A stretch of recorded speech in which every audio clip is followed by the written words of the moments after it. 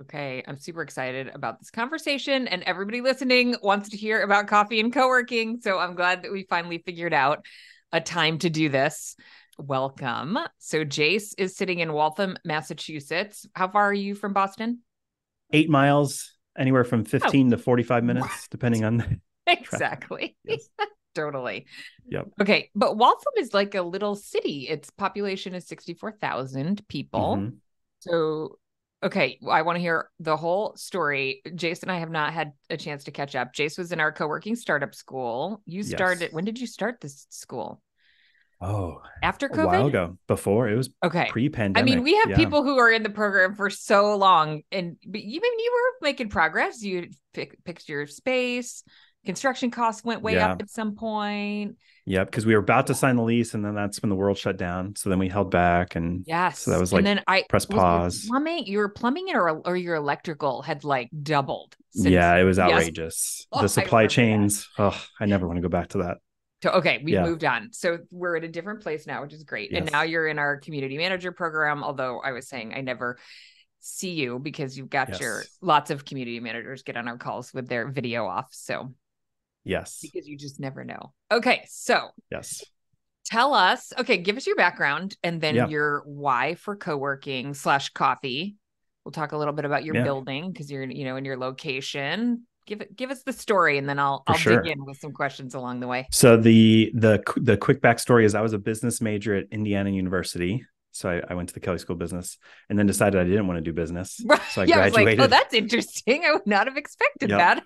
So I graduated and I actually did Teach for America, if you're familiar with that. So I taught high school Yes. math. All these things that I don't pick up Yeah, on when we did all those calls together. And I I know, right? I need to start asking people like their deeper backgrounds. Wait, are you from the Boston area though? No, I grew up in Indiana. So I spent most of my childhood in Indiana. So Oh, I've you're lived in the Boston area for Midwesterner. about 5 years now. Five, yeah, a little over Oh, 5 years. okay. Wait, and how old are your kids? Five Okay. and three, Okay. and And another one on one the about to way. come in Yep. about a month. Yes. Okay. Got it.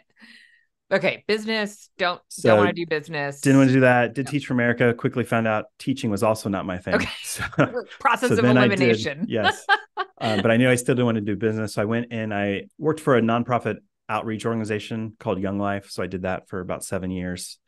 And then so I worked with Young Life nonprofits and then moved here. I was working for another nonprofit here in the Boston area. And But then what were that's you when doing for this nonprofit? it was also faith-based, helping people. The short story is help people that kind of want to do church a little bit differently than what maybe they're used Okay, to in the can I tell past. you that the new niche is churches and co-working? Really, We can we've talk had a about this couple of people reach separately. out to us about Yeah, wanting to use their building for co-working. Yeah. totally. Yeah. So, I which can is see, it makes interesting. sense. It's mostly used Exactly. on one day a week and you get the rest Right. of the work week Exactly. to. And then all the like sort of startup churches that need Hmm. space and they're trying to figure out like, well, I'm not going to like build a church. Yeah. Anyway. Okay, Yeah. cool. Multi-purpose. I think it makes a Yeah. ton of sense. So that was us. And then so we were doing that. And so we were, we were a quasi church, we weren't a typical church. We're not what you think of when you hear the word church, but so similar thing of us of like, okay, how can it was too expensive because we were still holding events and stuff. And it was too expensive we're in the Boston area to Yeah. just one day a month even was just outrageous. So it was like, well, let's create a business that's making money during the day. And then maybe we can use the space for our trainings and coachings and events and things. And so that was Okay. really the genesis of co-working for us. And then it was really just being in the neighborhood, myself and my co-founder, Drew, like our neighborhood could really just use a co-working space. Like you're saying, Waltham is this Yeah. unique spot, intersection of two interstates. It's its own thing, but yet it's close enough to the city. You can fly in and get here within a half an hour from the airport.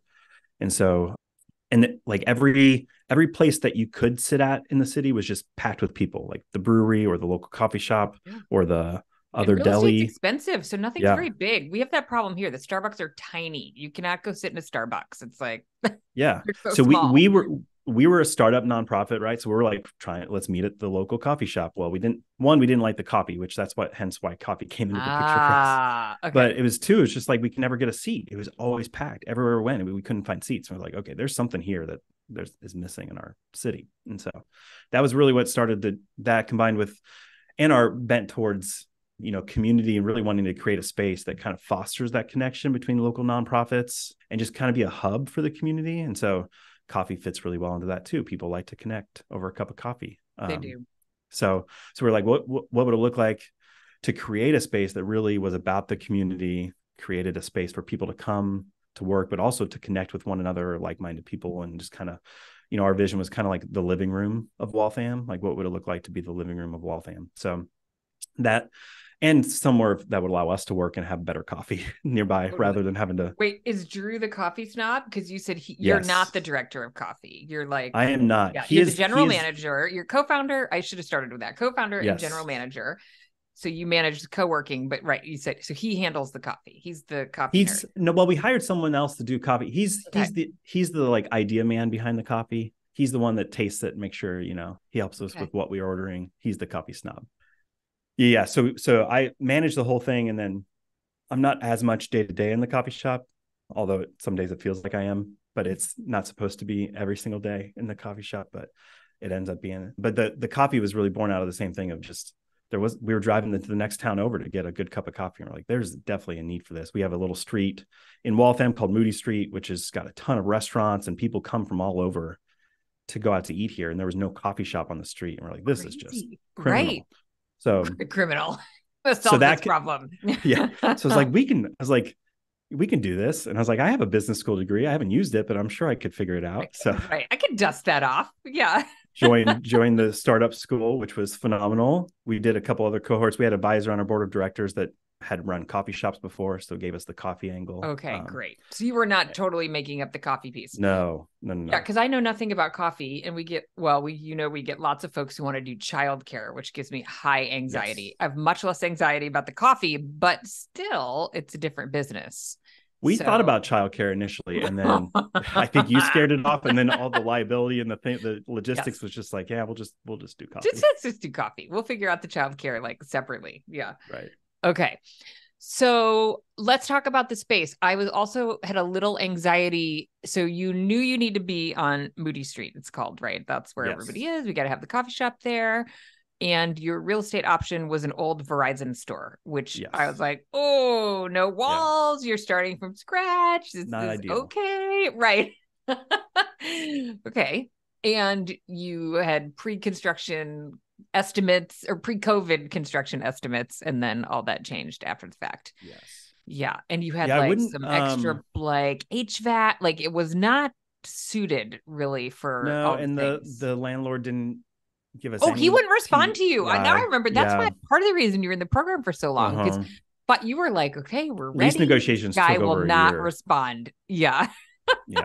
Crazy landlords. Okay. So we got like way below market rate on rent. We just got no TI. And so we had to front all that, which logistically made it a little bit harder. So we knew when we chose the space that it would, we were choosing it, and it was definitely more geared towards coffee. Like we're being on this street with frontage on the street. Yeah. Like we've got to use this for coffee. Mm-hmm. Priority was, we looked at a bunch of spaces where co-working would have been the main priority, and we would have done coffee as an ancillary thing. But with this location, we knew we had to do the coffee really well to go along with, to make the co-working work too, because it was kind of tucked in the back.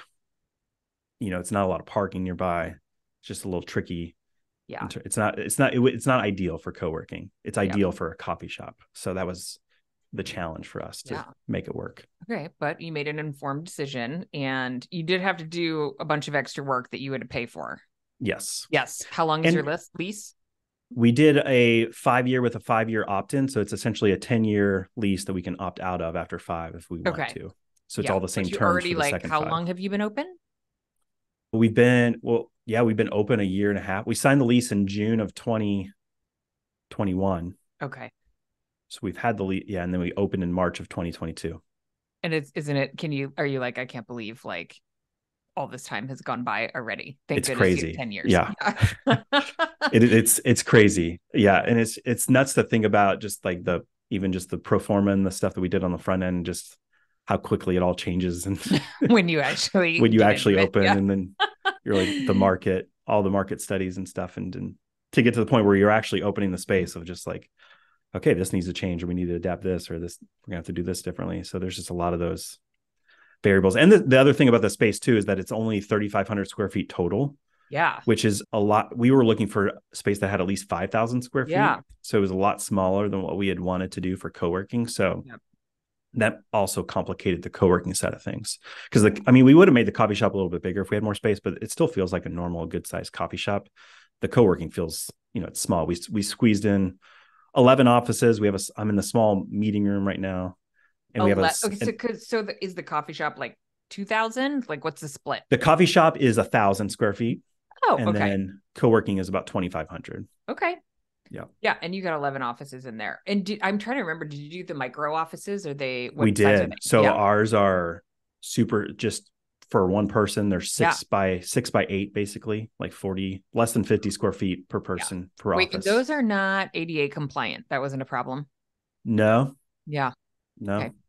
The hallways and everything was like the minimum ADA requirements for that. And then we've had multiple members that utilize wheelchairs. One of them was in our double office, which was bigger. Oh, perfect. And it was great. You have options. That's probably, Yeah. Wow.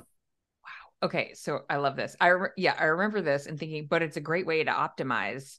And then it took a while for you to lease up your offices and you were getting nervous. Yeah, it was on your behalf. It was slow going on the office front. I think it was hard.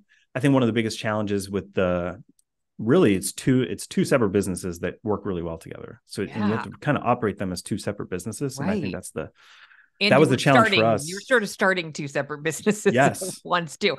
And the operational complexity of the coffee shop, I'm guessing, was pretty like time intensive. And the coffee shop just demands like your urgency. It's that urgent versus important. It's like, I know I need to get these offices sold, but I also like my grinder's not working or whatever. The POS went down today and I had to go out and fix so it's just like the immediacy of the coffee shop kind of overtakes the co-working a lot of times. And just, it's complicated on that front. And then it's also hard just from like a marketing perspective of just like, because we went back and forth on, are they two separate things or they're the same thing? Because you have one website and one Google website business listing, right? We actually have another Google business listing, but no one really uses it. And we haven't really promoted it very much. Okay. Because at the beginning you were like, well, all the reviews are for coffee. We have like 1 billion 5-star reviews, but none of them mention co-working. So in the end, that has not been detrimental. You're just like, okay, well. Yeah, I would say not detrimental, not ideal, but not detrimental. Yeah, it's just been hard to like, do we do two separate ones? And then that's just double the work on our part and trying to manage it both. And we wanted it to highlight both. So it's just trying to find that even on like our posts on Instagram or our, paid marketing, like what do we advertise and trying to separate that out has been paid marketing. Tricky. I'm sort of jumping around, but since you mentioned it, are you running ads? Not a lot. I mean, we've done like social media and then, we printed out some nice like 1 free day cards that we've handed out at local apartment complexes and hotels and things to try and attract people in. But other than that, most of our leads, we get quite a few tours from our website, but most of our leads are people that are in the coffee shop, working in the coffee shop and see that we have co-working or go up and ask a barista, hey, could someone show me around in the back? So a lot of my day is interruptions of people. Hey, someone wants to see the space. Do you have time to show them? Yeah. So you have barista, coffee shop manager, but you are handling the co-working. Yes. Yeah. I'm all things co-working. You are the guy on the live chat. Yes. So there. Yeah. Yeah. You type in on the live chat on our website, it goes to me. That's you. Yes. Okay, great. Okay, wait, let's finish on the co-working. You have a couple of dedicated desks. Do I remember that correctly? Yeah, we have 2 dedicated desks, which have not sold well since our beginning. So now one of them is our coffee shop manager that uses one. Okay. Yeah. And so the other one. And we've reconfigured that. Initially, we had a lot of dedicated desks. Okay. And then we quickly realized that's not the answer. Don't want it. Interesting. So, that's always really hard to predict. Yeah. So did you just turn it into flex? We turned it into flex. So our original idea was, well, we have a coffee shop that can be our flex area. Mm-hmm. And then we quickly realized, well, that's filled with people actually eating and drinking in the coffee shop. But there's not really any seats there. You don't limit that. People can sit and hang out. Yeah. And I think that's the Wi-Fi. Like what happens if we throttle it down. So we have a guest network that we throttle down So it's slow and annoying. Does it cut off after 2 hours? It's not annoyingly slow, but it's not as fast as the business one. And it cuts off after an hour. Oh, an hour. Perfect. Okay. And you can get it again. You just have to go through the like process again where you click all the buttons and I agree.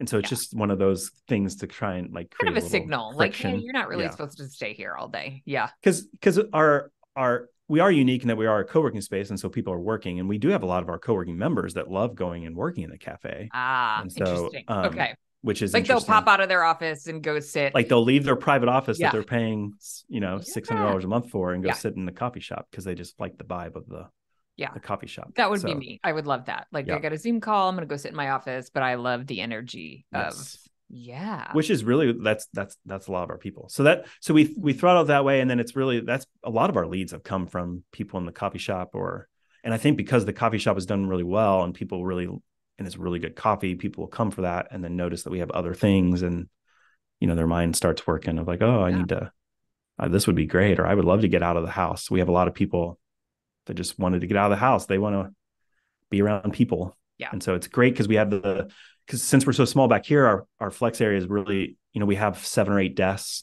kind of out in the open area and that's it, but they're never more than half full. And so it's a little bit quieter, but you still have you can still hear the coffee shop music in the background faintly. And so it still feels like there's more energy than I love it. A stale office. So. Okay. And you have snacks. This would be my problem. I would have like muffins and croissants every day and gain like 200 pounds. Yeah. Is that avocado toast? What's that in the photo? Yeah. Oh yeah. That's a big seller. Our breakfast sandwiches are our most popular item, but people love the avocado toast. And that's been also, the synergy between the two, it works really well. People, by far the biggest perk is we do free coffee and tea from the coffee shop. And so they just love drip coffee. What if I want an almond milk cappuccino? It's 50% off espresso drinks. That's amazing. So people love that. Like that, they'll sign up to be a member just for that. Plus they get access to the, workspace.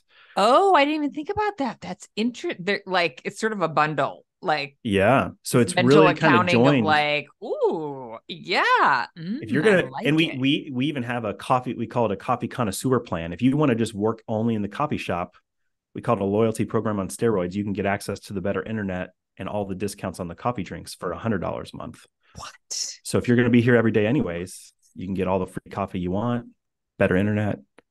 That's amazing. Yeah. I love that so much.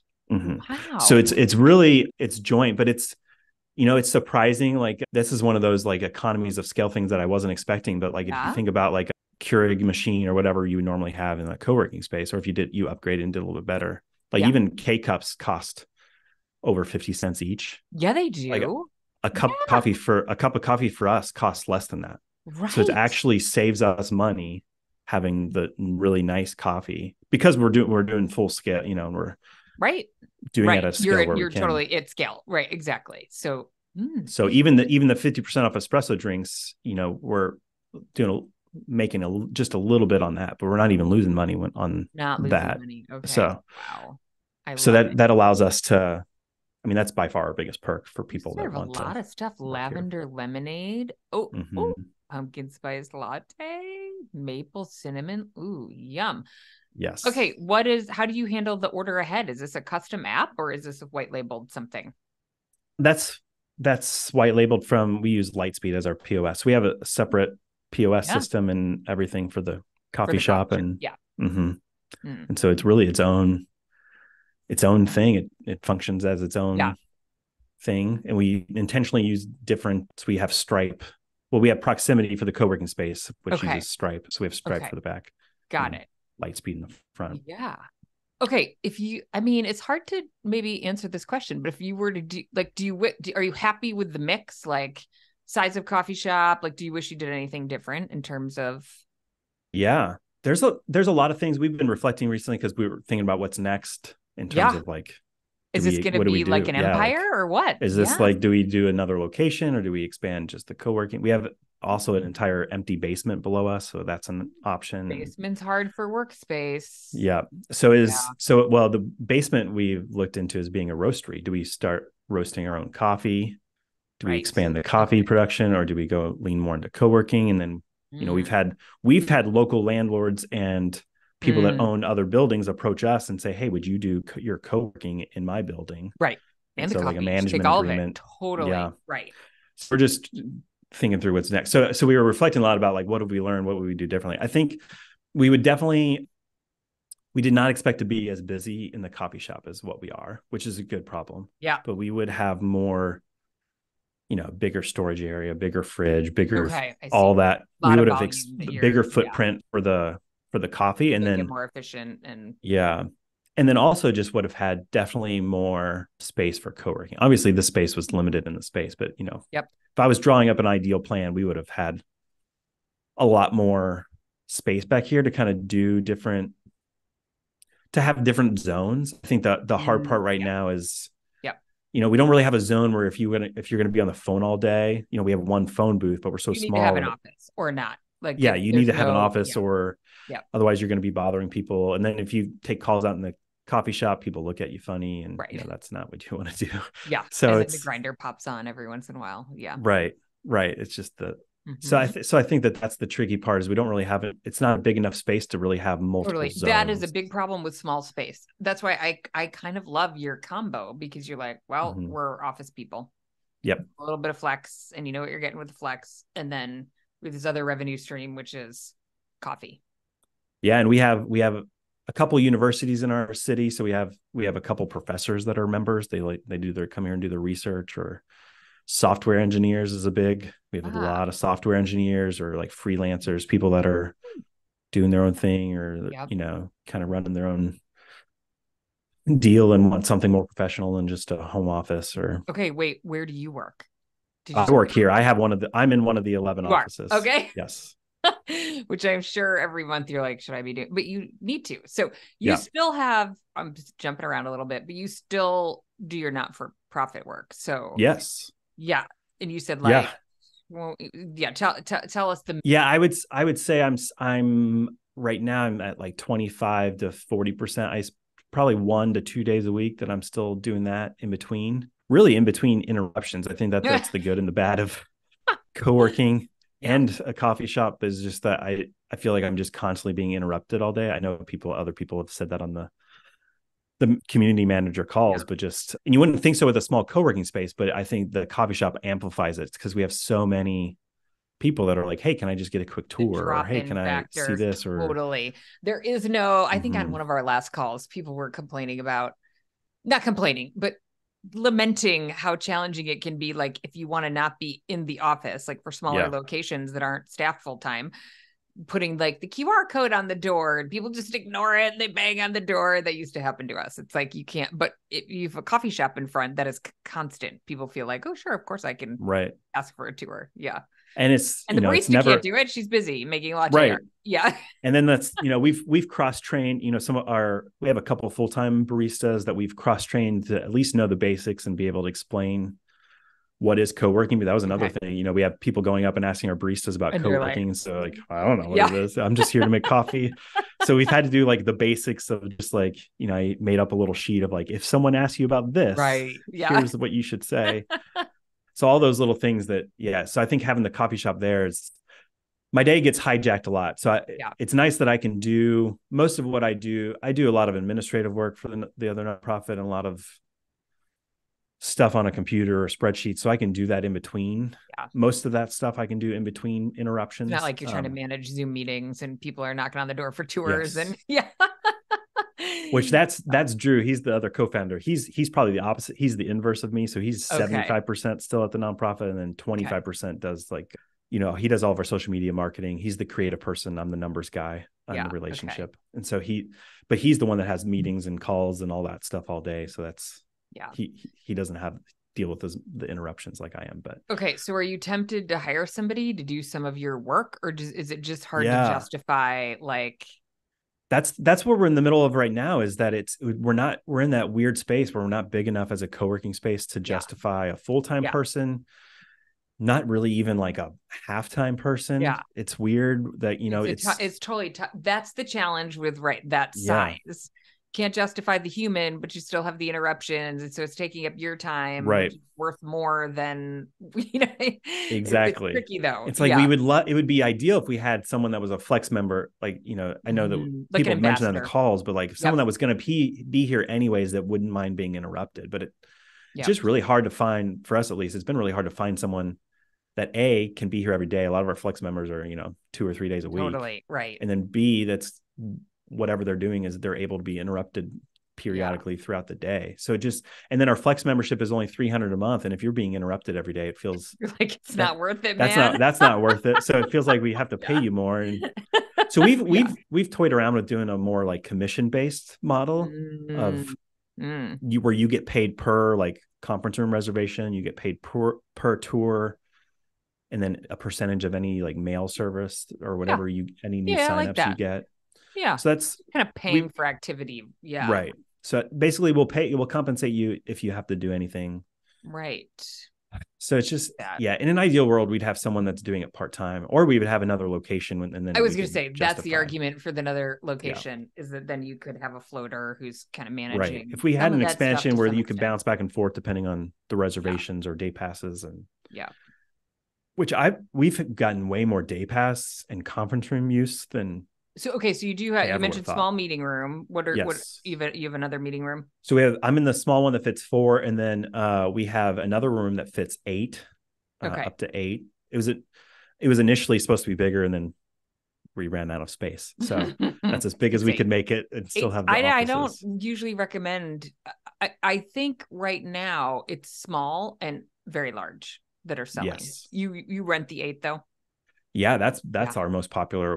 Lots of like, we're doing an offsite team training for the day, or we're doing whatever this for the day. I would say it's, and our members use it quite a bit. Like I said, we use it. We rent it out and use it for our trainings for the nonprofit. We rent it out. The other thing is, because we're so nonprofit focused, we give back 5% of every membership to local nonprofits. We have a little giving wall, and our members get to choose where their 5% goes. And so that's a cool little thing. I love that they love. And so we actually have 2 or 3 other nonprofits that have our offices here. And so they're using it a lot for their meetings. Okay, great. Because that was part of the initial sort of why. Like, what? I like this. Right. I have this community. Okay, good. So we would love to. That's one of the reasons why if we did another location, we would want to do a different product mix. We would want to have one of those larger rooms. I'd say that the biggest thing right now that we can accommodate that we get requests for probably once a week is more of like a classroom size. Like we need somewhere for 20 people. That's totally a post-COVID thing, or like people like are just more aware. But that's a really hard product to find. It's either a hotel or a co-working space. Generally, maybe a rec center. Like we have a really beautiful rec center in our town that has that. But so that we get requests for that, and we get requests for bigger offices, because our largest office only fits 2 people, and so we get requests for, hey, we there's a team of 4 of us. It's like, well, we can't really fit that, or 6. It's the bigger offices and bigger meeting spaces. So we're talking to someone right now that has a space that they want to use on the weekends for event space, and is looking for someone that wants to do something with it during the week. Oh, so there you go. Approached us about what would that look like. And wait, so do you do events at all in the coffee shop area, or? We do, yeah. Okay. So you can rent out the coffee shop after hours. Yeah, so we have event rental, and we've done 3 or 4. We've done birthday parties and graduation parties, all the way to we've done nonprofit fundraisers, which have been really fun. Yeah, and even like community night, we did a storytelling, poetry kind of night, live music. That was fun. So so my understanding is that the coffee business is location. Yes. So it sounds like you optimized for the coffee, and that's working well. Yes. Yeah. So if you went to another location, or if you did an additional location, you'd have to like really figure out. Yeah. Like we would definitely. It's not that we didn't prioritize the co-working. It was just that given the location, we had to make sure we got the coffee right. We knew that was key. That was the thing. So if we did another location, we've even talked about what would it look like for a hybrid role where we have sort of like a community manager slash barista, where we have a little coffee cart that's serving our coffee in a smaller espresso machine, and they can make drinks for members on site and then also do all the other co-working stuff. So I think something where the co-working would be the focus, and we would still have our coffee. Yep. It would be ancillary. So it'd still be the perks, and then it would still work both places. You could still come here and get a coffee and vice versa. So that's what we're exploring right now, is how do we get another space where we can put more of a priority on the co-working space itself and really expand that. But still keep the coffee integrated. That's interesting. Right. Yeah. Yeah. And it's so strange too, because the coffee, the coffee side of thing probably does 6 times the revenue of the co-working space. Yeah. But the co-working profits are actually higher than coffee profits after we pay, after payroll and the cost of goods. On a percentage basis or on a and total basis, like an absolute basis or a percentage? Both. Huh. Well, yeah, definitely percentage. It's close on the absolute. Okay. Interesting. I always think of coffee shops as like printing money. Yeah, it's actually, that was one of the things our advisors said to us was just so you know, right? Just so you know, like, this is a super, like, the margin on a cup of coffee is high, but to make money on the business, when you're paying, that a cup of coffee is only $3, you have to sell a lot of volume. those. You have to sell the volume to justify. Yeah, which is why the location is so important, because if you don't have the volume, it's not working. No. Yeah. Because, between, payroll, cost of goods, even just, rent, the dumpster, all the like food safety stuff, like all the things that we wouldn't have had to do. Maintenance. I'm sure there's just a lot of operational costs. It's it's a beast in terms of like pure number. Like, it's nice because we have steady sales volume. We have something we can depend on. And you don't have for co-working, but I guess, do you have swings? Like, one of the things that comes up in our operator membership, we don't talk about it as much in the community manager group, but it's just like sort of sometimes you're like, where did everybody go this month? Like, it's like you have recurring revenue, but sometimes there can be swings. Is there less of that with the combo business? Yes, I would say there's less of that. I think that's one of the biggest pros to this, is that there's 2 different revenue streams. And so that was kind of like, they both have to be doing bad for us to like feel it. So like, if the coffee shop's doing good, we can absorb a couple months of an open office or 2, or vice versa. If all of our offices are filled, it's okay if the coffee shops, takes a dip in sales. But so it's nice that it's kind of leveled that out for us. Like, October is our busiest month in the coffee shop, and we surprisingly have the biggest. That's your highest grossing month, like, of the year.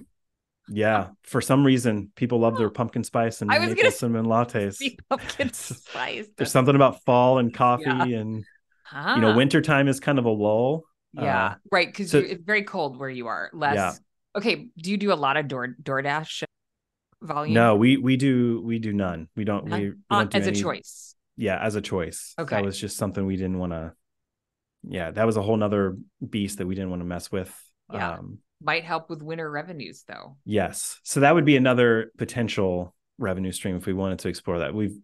They've tried to get us to do that for a while, but with such a small footprint, it's just hard. We're just so limited on space already. And then also it would require us to upgrade our packaging, and you'd have to have someone else you'd have to have more payroll. Yeah. And you have to give them fees. And so it was just one of those headaches that no thanks. At the end of the day. Yeah.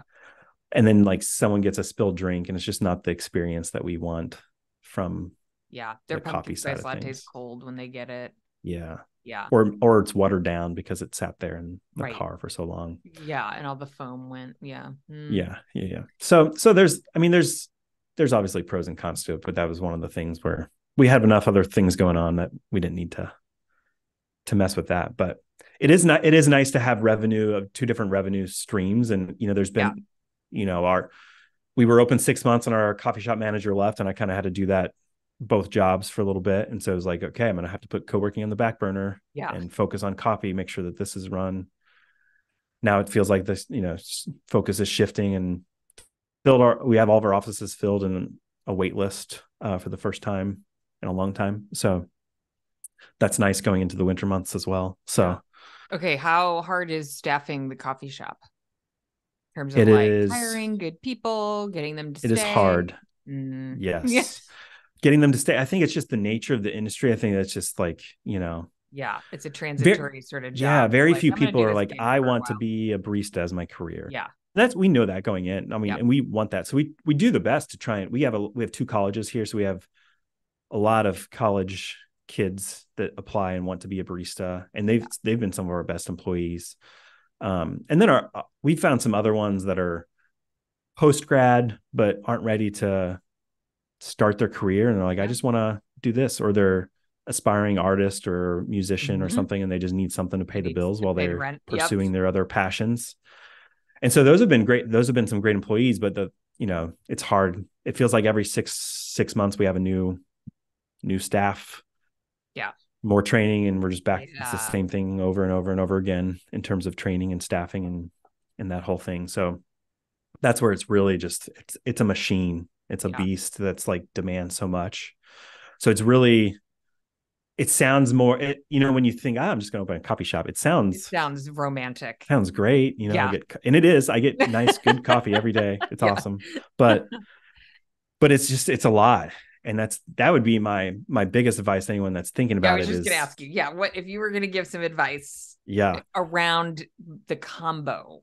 You can separate your advice if you want, but what would you tell somebody who's excited about both ideas? Is it to really treat it as two businesses? It's two separate things, or no, going in and optimize, like we treat co-working and coffee as two separate businesses. They obviously have a lot of synergies, but to really focus on, you really need someone focused on coffee, and you really need someone focused on co-working to make it work. It's just too much for me to do both. I couldn't do both effectively when I was doing it both. So I think we got, if you're more co-working focused, maybe that's where you need to hire a full-time person, or if it, like us, coffee focus, hire a full-time person there. But you've got to do something where you have someone that's taking a big chunk of it off, because it's too much. You'll get consumed with one or the other. And then it really, they both need, they both need to work independently. I think that's the other thing too,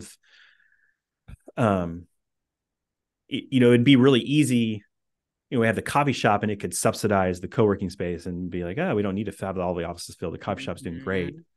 But then why do we have all this space in the first place? We should have just done at some point, this needs to be profitable, and the coffee shop needs to be profitable for this to work. And that needs to be the goal going in. And I mean, we knew going in 2,500 square feet for a co-working space it wasn't going to be a lot of profit if it was profitable, but what can we do to maximize the space?